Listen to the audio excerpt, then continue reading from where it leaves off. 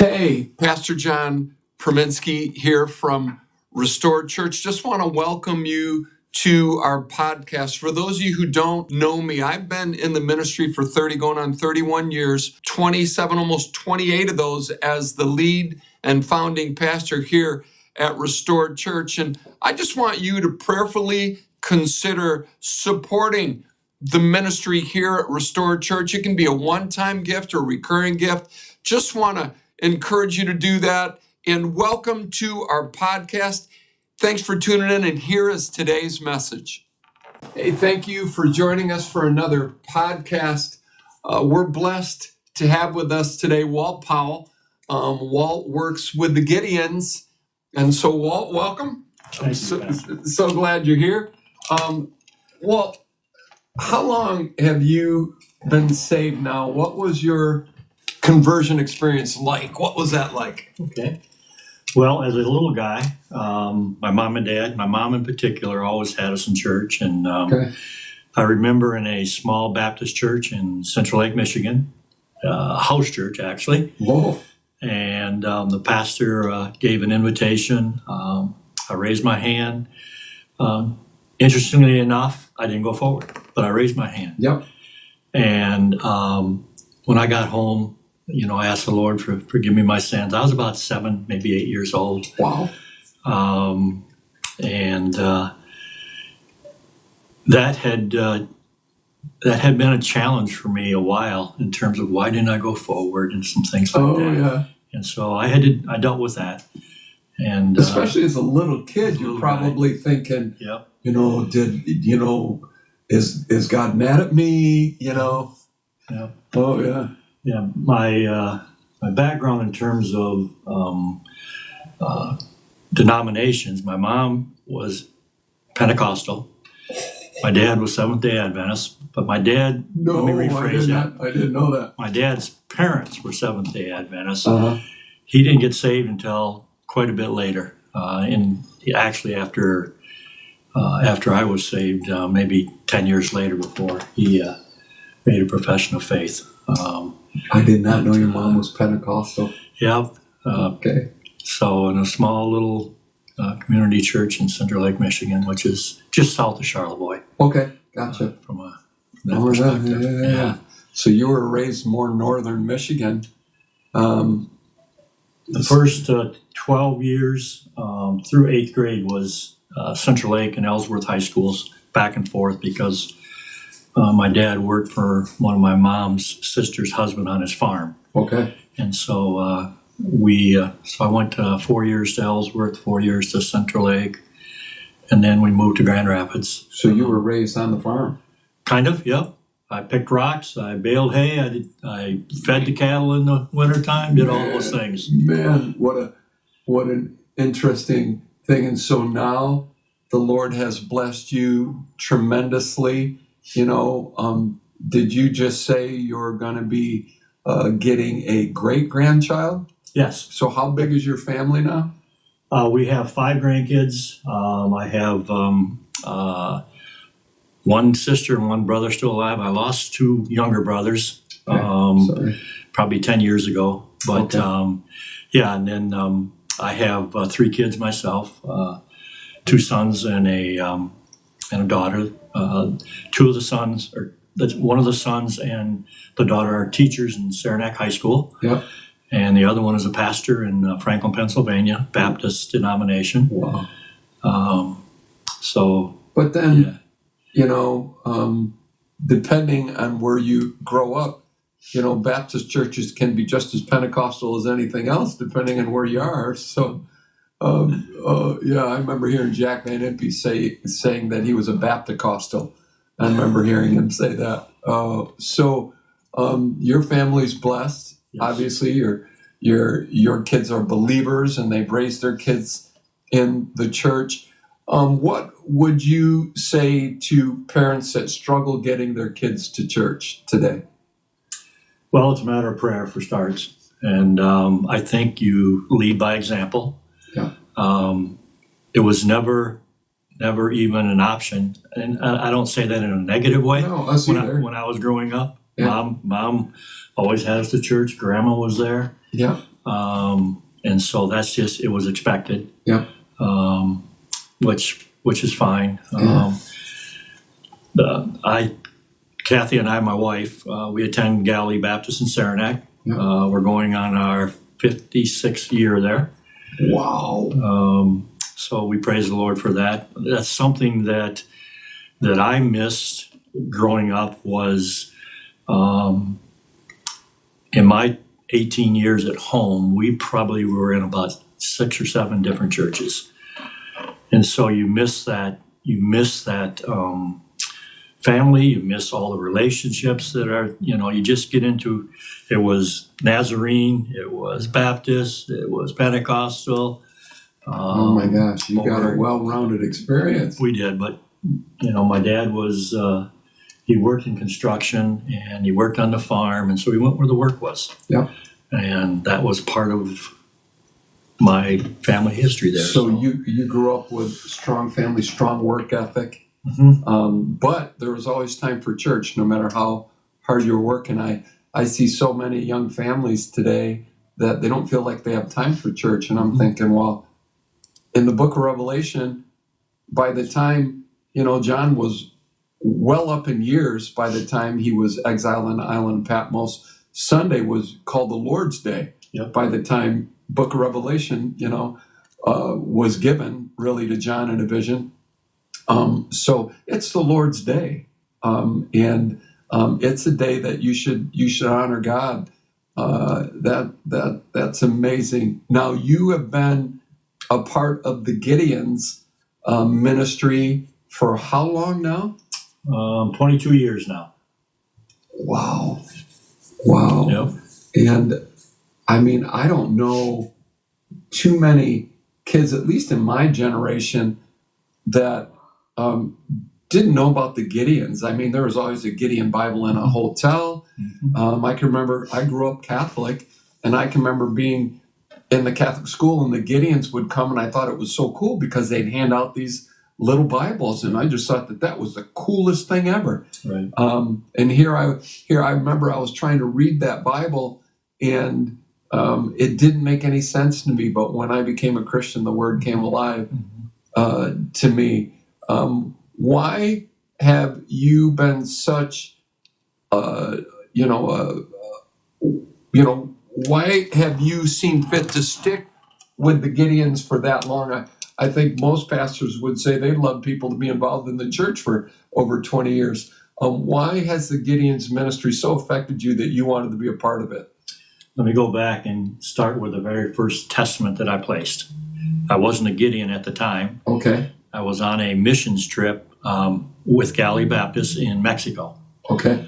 And the host family that I was staying with, they had a daughter who was in university learning English, and she had a question for myself and another Jay Frank, a friend of mine. Okay. We were together. Yeah. She had a question when we came back after a day's work, and her question was, what would you want people to say about you if you were to die tonight? That was her question. That was her assignment from her professor. Okay. I provided her an answer, but I just didn't feel it was very Christ-honoring. Yeah. So we had 2 Gideons on that missions trip with us, local John Smith and I forget the other guy's name, but when I went back to the work site the next morning, I asked them, did they bring any Gideon Bibles with them? Well, of course they're Gideons. They brought Gideon Bibles. But I said, did you bring any in English? And their response was, well, because we're in Mexico. And I said, well, this young lady that I want to give it to is in university learning English, so I wanted to get her an English Testament. And they had one. I was able to do that. And that's basically all I did is hand her that Testament. Yeah. Some 15, 16 years later, I got a postcard from her. By then I was a Gideon, but I got a postcard from her, and she thanked me for giving her that testament. She had come to know the Lord. She was attending the church that we were down there building for the local community. And so my very first testament. I had distributed many more since that first one. I'm sure. I was getting ready to retire from my Amway career. Yeah. How many years were you at Amway? 45. 45. So the Lord. That's amazing. Lord is blessed. I met my wife there. Wow. And it's just been a blessing to be part of the Amway world. Yeah. And now you're retiring 45 years. You're retiring, and you step into the Gideons ministry. Right. Yeah. The nice thing about the Gideons ministry is that there's lots of opportunities to serve the Lord, and more than just placing testaments. We're made up of individual camps. We've got 106 camps, I believe, in the state of Michigan. Wow. I'm part of the Ionia camp, and but within that, there's opportunity to be part of the leadership team in the camp. There's opportunity to be part of the leadership team at the state level. Okay. And I have been blessed to be part on both sides of that, at the state and the camp level. Yeah. And I praise the Lord for that. Using the gifts and the talents that I really used in Amway as well. Sure. In terms of leadership. Oh, yeah. So very similar in approach and those types of things. Yeah. So, yeah. That's amazing. And a lot of people don't realize, and it's coming out of you as I'm sitting here and listening to you talk, is that there is a strong evangelistic thrust to the Gideons. And it's more than just planting Bibles. Right. You have heard of many, many people coming to the Lord because of the distributions of Bibles all over the world. Right. All over the world. I don't even know if you could give numbers. I mean, do you have any idea? I mean, even like recently, or any numbers at all that you could offer about people that have, confessed, Jesus Christ is their Lord and Savior because of the ministry of the Gideons? I wouldn't have a number in terms of the profession of faith. Right. I can certainly have a number, generally speaking, in terms of total testaments since the beginning of this ministry. Sure. How many? We're north of 2 billion now. 2 billion. And we're 125 year, 150 year ministry. Yeah, it's. But 15 years later, yeah, that gal gets a hold of you. Yeah. Had come to know the Lord. I had moved 2 or 3 times since I had placed that testament in her hands, but somehow that postcard made it into my mailbox, and God was going to see that through. Yep. Oh my goodness, what an incredible story. What would you tell the younger generation about what would be required if one wanted to be involved in the Gideons ministry? Because I know I've talked to you about that. And one of the amazing things about having a relationship with a Gideon like Walt is that he is always checking on the pastors in the area, always. And he prays for us. He's writing notes down about my family as I'm talking to him. We were going to meet at our favorite Ionia coffee shop, Sozo's, and I said, "Hey, would you want to do a podcast?" And I thought, I'm not going to pass up an opportunity to have a man who's been serving the Lord as long as Walt, and has been involved with the Gideons as long as Walt. I'm not going to miss an opportunity to have him here. What would you say to anyone wanting to get involved with the Gideons? Because I know we've had you come and make presentations at the church. And Yep. Well, first and foremost, the number one response that I generally get when I talk to individuals who I know are qualified in terms of business or a professional person, they're qualified that way, and they're part of a local church, is it how much time? That's the number one question. Yeah. And if we look at the Gideon ministry in terms of how much time, we probably never would be part of the ministry. We all have a lot of stuff on our plate. Yeah. But if we look at the Gideon ministry in terms of the opportunity that the Lord can provide for us, fellowshipping with other Gideon brothers and auxiliary sisters, growing in your faith, and the Lord will provide you the time for those aspects of the ministry that he wants you to be a part of. I don't know why, Walt. It seems like, I've been saved for over 40 years now. It's 41 this month. In just a few days, I'll be celebrating 41 years of walking with the Lord. I've seen a dramatic change in people's hearts towards church and church attendance. I mean, I attended a church, a very large church in Grand Rapids where I got saved, Pentecostal church. And it wasn't First, was it? Yep. I still have a brother and that attends there. My mom and dad attended there before they passed. Oh my gosh. Yeah. Pastor Benson Yep. mentors me every month on the phone still. Yep. Tremendous. He's my spiritual father, and tremendous ministry there. There was a time where there were 3 Sunday morning services, 2 night services. So they were like 7, 9, 11, 4, and 6 at night. And the only reason I remember that is because my wife and I met my wife there, got married there, cut our teeth in ministry there, but we were in the choir.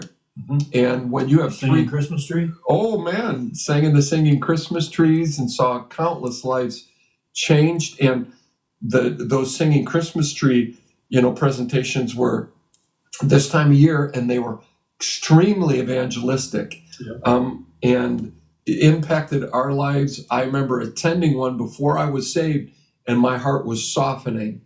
And it was just like a week or so later that I asked Jesus into my heart. I noticed the attitude of people today. They have a hard time making it to church once a week. My gosh, my wife and I, we were there Sunday morning, Sunday night, midweek services. If you sang in the choir, you were at choir practice Thursday night.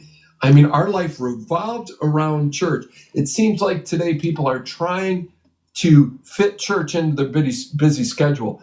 Our lives revolved around church. All my friends were there. I couldn't be there enough, and I was a young 20-something-year-old guy, got saved when I was 20, and there was no place I'd rather be. And I remember kicking myself when I had to work, when there'd be like guest speakers there that I really wanted to see, and I missed out on a midweek service because I had to work. And I remember getting so bummed, but they had a cassette ministry, and so you'd get the service cassette and you'd listen to it. Have you noticed that too in mainline denominations, that that attendance just isn't what it once was? I mean, they say the average church attender attends twice a month now.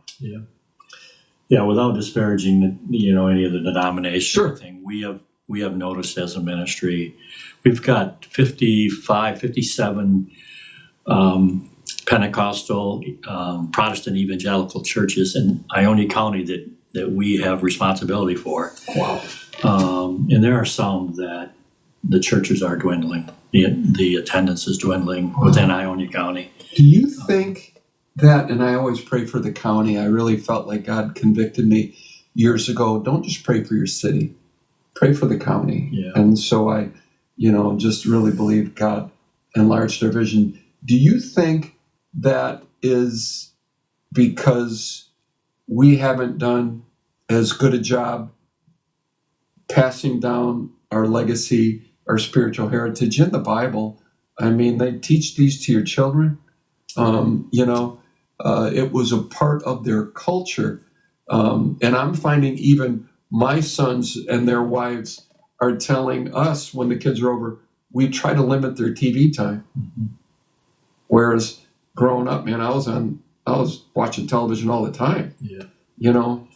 TV and iPhone time and all that kind of stuff. But oh gosh, we'll be in the same room together on our phones. My wife and I have to tell each other when we go out for dinner, put your phone away, leave it in the car, unless it's too cold. You don't want to leave it in the car, you damage your phone. But I don't think it's whether or not we have time. I think we become busier. We have computers in our pockets now, and it hasn't simplified our life. I think it's complicated it. And I think of the book of Daniel where it says that knowledge will increase in the last days. We have more access to stuff today than ever before. But I believe that, our lives, when we become a believer, the church becomes more than an organization or an institution. I heard Dr. Ron Cottle say, it becomes family. Yeah. And that was God's intention from the beginning, for that to be family. And I can remember when I got saved, and I come from 7 kids. I remember when I got saved and my life was just changed. I remember coming to church and just weeping because I realized that those people that I attended church with were more family than my own flesh and blood in many ways. And I wanted to be with them more than I wanted to be with my own flesh and blood. And, and then realize, you need to be praying for your family. You need to reach your family. And my mother and father both accepted Christ before they passed. I led my father to the Lord. What would you say to these young families? They're so busy, soccer moms, and, you got wrestling and gymnastics and, and sports. And with every sport, there's a summer program, and it's gotten so busy. And your son is coached for years. So what would you say to these families today, these young families? They're believers. They love God. They love his word, but man, they struggle making it to church. Yeah, generally speaking, it's a matter of priority. The travel leagues are on the weekends many times, and so there's a lot of influences that draw them, and they have their best interest in their children at heart. Yeah. But certainly having their kids in church under the influence of the Lord, and the youth groups in the church and things like that, those are things that will last a lifetime. Yeah. Yeah, when I marry people, I'll make them promise in front of witnesses that they will raise their families in the church. Mm-hmm. And I believe in the washing of the water of the word, like Ephesians 5 speaks of. Jesus said, you're already clean, John 15:3, because of the word that I've spoken. I believe there's a cleansing agent to sitting under the word of God. Not only do you increase in faith, but there's a cleansing agent. 1 John 1:7 says that there's a cleansing agent to fellowship. So for all the right reasons, we're not to forsake the assembling of ourselves together, Hebrews 10:25, but exhorting one another, so much more as we see the day approaching. So especially as it gets crazier and crazier in these last days, we should be finding ourselves in the church with greater regularity, for our marriage sake, for our family's sake, for our children and our children's children's sake. We need to be passing down our spiritual legacy. And man, good stuff. Well, thank you so much for joining me today. Thank you, Pastor. You are, how many years now have you been serving the Lord? Within the Gideon ministry, about 22 at Galilee Baptist, for about 55, 57 years. But being a part of the administration at Galilee Baptist, and part of the leadership team, about 35 years, something like that. So you've been involved in leadership on a church level for over 30 years, with the Gideons for over 20 years. You've been serving the Lord for over 50 years. How amazing is that? Look at how he's blessed your family. Amen. And the legacy you're leaving behind. God bless you. And thank you so much for joining me today. You guys join us next time for our next podcast. Until then, God bless. See you soon.